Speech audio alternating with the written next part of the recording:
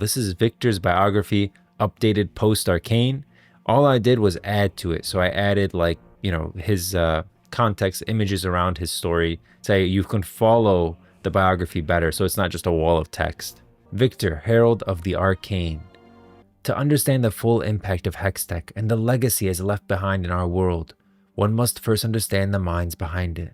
While much is known and written about Jayce's tales, the vaunted man of progress, it is considerably harder to verify anything about his counterpart, Viktor. Your humble author has made several requests to the Piltover Council and various faculties within the Academy, but they claim that any records relating to his employment there was lost during the tumultuous events that ultimately led to his death. I will leave it to your judgment as to whether this seems plausible, and simply recount that I have been able to glean from public sources such as the unexpectedly superb back catalogs of the Piltover Gazette, and what little remains of the Hexgate construction documentation I was able to source by, let us say, less official means. Born to a poor family in the fissures beneath Zaun, it appears Viktor always knew hardship. The polluted Undercity afflicted him with both a limp and a rare life-limiting illness, which alienated him from other children. Yet despite all the impediments to his body, Viktor's mind was allowed to grow without restraint and flourished.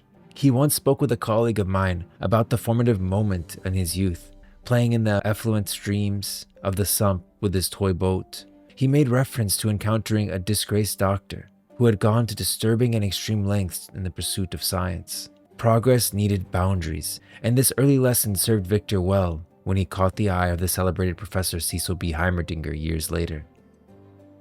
He was taken up to Piltover Academy for a full education and to serve as the professor's assistant. This is precisely why I find it difficult to believe that no records have survived in their administrative archives. Not to mention Heimerdinger himself, who some on the council claim not even to remember. Such petty revisionism. But finally, Viktor had home where his genius could truly be cultivated. When a laboratory accident, see Chapter 6, Enforcement in the Undercity, revealed unauthorized experiments on Academy property, Heimerdinger sent Viktor to remove anything hazardous. But instead of danger, Viktor found intrigue, pages of handwritten notes speaking of a feverish ambition to master magic through science. It was here that he struck a friendship with the wayward inventor Jayce, and their shared vision would change the world forever. The fruit of their labor was, of course, Hextech, a technology so revolutionary that it propelled Piltover into a wondrous new era. Viktor and Jayce were not just peers in innovation, but brothers in all but blood. However, Viktor's illness worsened. He drove them towards the possible solution, an adaptive runic matrix outlined and illustrated in full in Chapter 13, the Hex Core. With the power to seemingly evolve its own configuration, he hoped it could augment organic matter and heal him, but was met only with failure. Self-experimentation is always risky, and Viktor knew it would likely cost him his standing in the academic community, as well as his loved ones. Even so, by all accounts, he truly believed Jayce would be an exception to this. But when his friend's prejudice against the Undercity and its people came to light, it seems Viktor felt their bond beginning to weaken. Resolved to hide his plans, he experimented alone until the ultimate loss of control of the Hex Core. According to 2 verified sources within the Academy, see Appendix H for full transcripts, it seems that some loss of life occurred as a result, though details are notably vague. Nonetheless, it is apparent that Viktor's mental health was impacted, though he felt unable to destroy the Hex Core on his own. Despite their best efforts, both he and Jayce had each failed to save lives with their inventions, and Viktor was determined to make amends.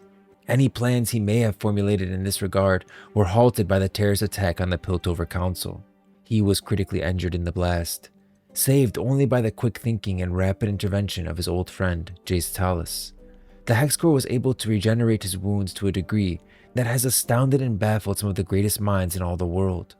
Indeed, such that it sounds almost akin to a vulgar fantasy or fiction of science. We will cover this most exhaustively in Chapter 21, the theory of biomechanics, but suffice to say, the Viktor that stepped forth was to a man as Hextech is to a simple wheel, and he had little gratitude for what Jayce had done for him. Walking alone among the broken and forgotten denizens of the Undercity gifted Viktor with new purpose. For his cold touch could apparently heal suffering and remove emotion. Word spread quickly throughout Zaun of a healer, and soon enough, the healer became a savior. The commune that sprung forth around him attracted some of the most hopeless and pitiful cases, until it was attacked by the Noxian garrison. See Chapter 19, Martial Law in Piltover, under General Ambessa Medarda, and Viktor was once again physically incapacitated. This time, however, something changed. Devoid of fear, love, bitterness, joy, hatred, or compassion, he rose up as the mechanical herald of the second new era. With his followers reduced to little more than puppets of his will, doubtless for all his vast and unsympathetic intelligence, Viktor's purpose was clearer than it had ever been. He would save humanity from themselves by enacting a glorious evolution across the entire world, whether they understood its need or not. Extract from The Price of Progress, a treatise by Professor Cristobal Lemire. So I want to know what you guys think of like me doing stuff like this, where I just read the lore as it is. It's not going to be like the only content that we do, but it's like a side content. So someone was studying Viktor. This is clearly post-arcane. Everything happened. It looked like they buried all the knowledge of him. This is like someone's trying to do research on him, and like they basically took Viktor out of the history books. He doesn't exist anymore. And we know like stuff is missing, right? Like he talks about Ambessa Medarda attacking, and then all of a sudden Viktor was physically incapacitated. We know that this was actually Jayce, right? Jayce goes in there and shoots him with his hammer, and that's what causes him to be physically incapacitated. But it's like implied in this guy's notes that it's Noxus, because he doesn't know what happened between here and here. So there are some gaps.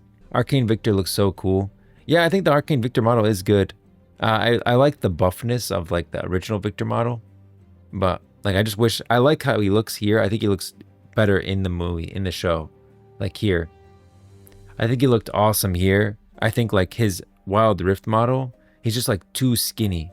Like they made him, because I don't know, if they want to make him that skinny, he needs to be like taller. He was very big in Arcane.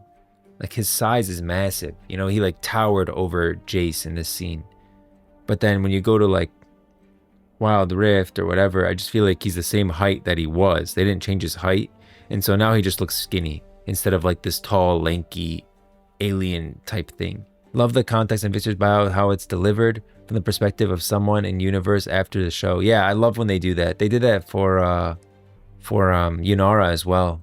A lot more unique than the typical matter of fact bios we usually get. Yeah, they started doing that, where the biographies aren't just them telling you the story like Xin Zhao was, but actually like an excerpt from the world.